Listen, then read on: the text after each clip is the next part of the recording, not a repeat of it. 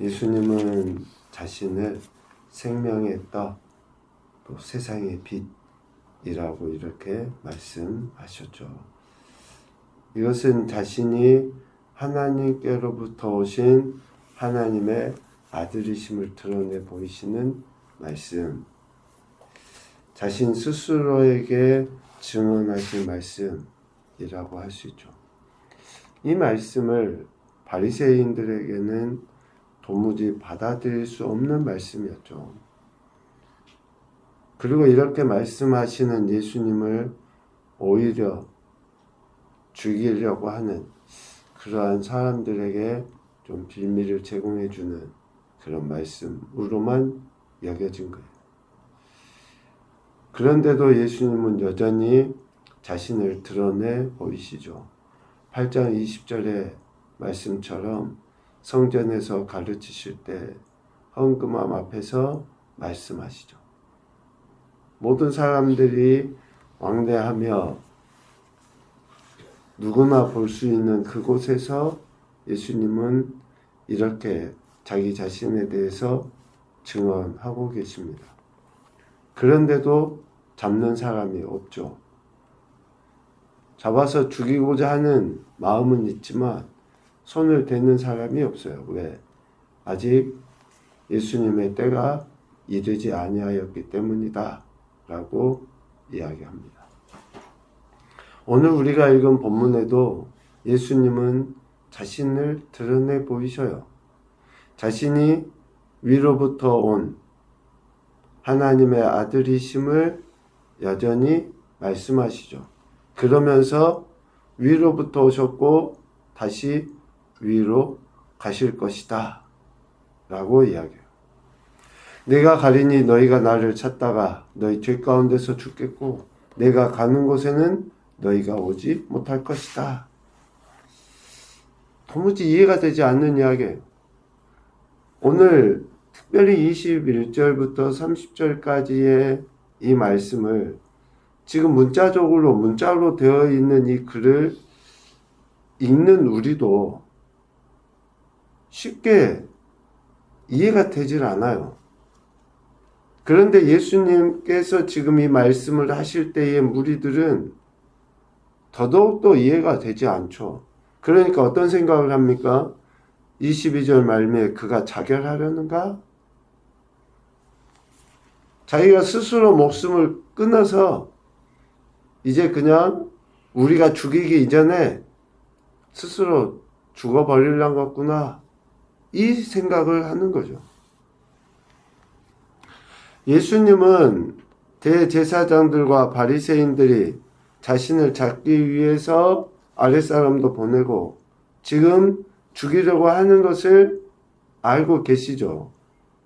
그럼에도 자신은 위에서 났고 또 저들은 세상에서 난 세상에 속한 자라고 하는 것을 분명하게 말씀하시면서 자신은 다시 위로 가실 것에 대해서 이렇게 말씀하시죠. 7장에서도 비슷한 말씀을 하셔요. 7장 33절, 34절 말씀에 보면 예수님이 대제사장들의 아랫사람들에게 이렇게 이야기하시죠.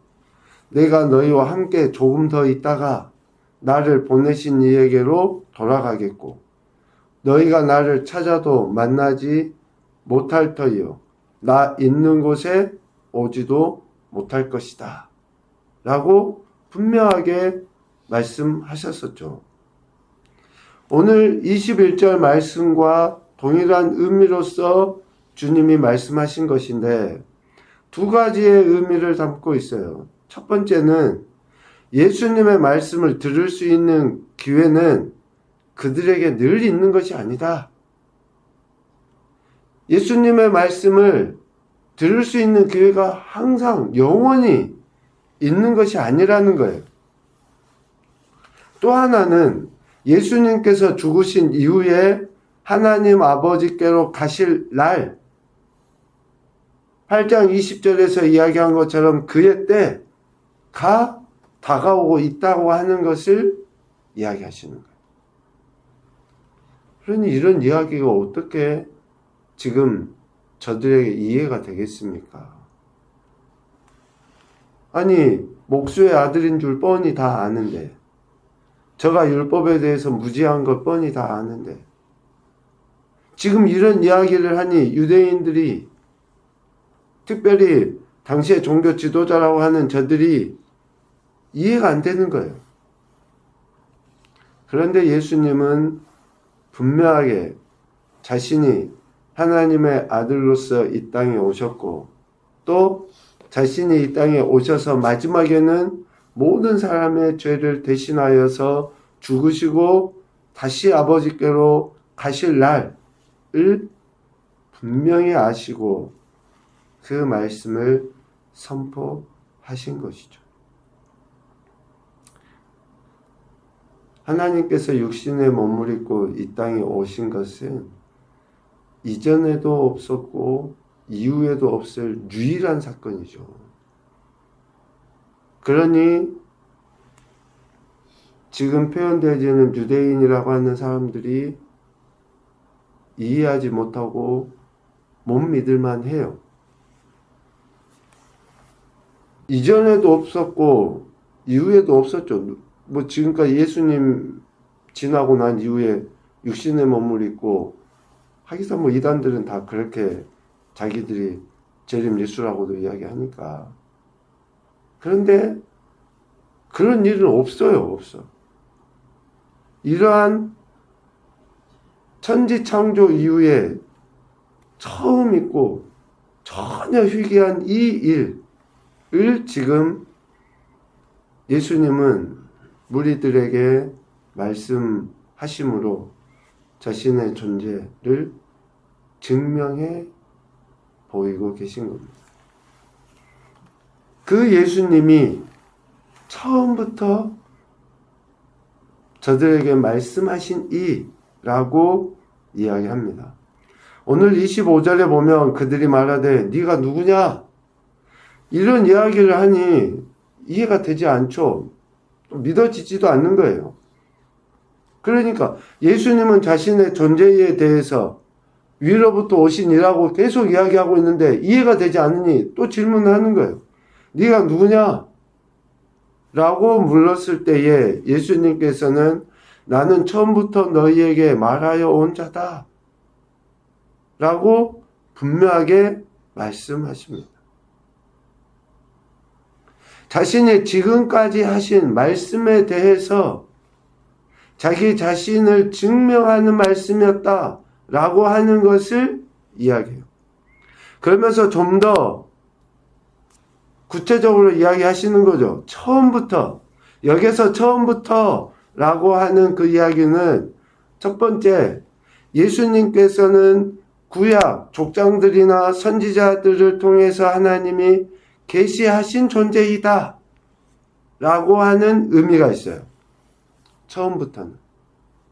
그러니까 예수님에 대해서 구약 선지자들이 증거했잖아요. 그렇게 선지자들을 통해서 증거함을 받은 이가 바로 자신이다 라고 하는 그 이야기고, 또 하나는 예수님께서 공생애를 시작하시면서부터 일괄되게 하셨던 이야기잖아요. 내가 그다. 내가 그이다. 자신이 메시아이시다. 그리스도이시다 라고 하는 것을 일괄되게 말씀해 오신 거예요. 처음부터. 그 이야기를 네가 누구냐? 라고 하는 질문을 하는 사람들에게 말씀하신 것이죠. 그러니까 성경 처음부터 예수님에 대해서 이야기하고 계셨고, 또 오신 예수님도 자신에 대해서 한결같이 이야기하고 있는 거예요. 누가 문제예요? 한결같이 이야기하고 있는데 듣지 못한 사람들이 문제입니까? 말하는 사람들이 문제입니까? 말하는 사람이 문제입니까?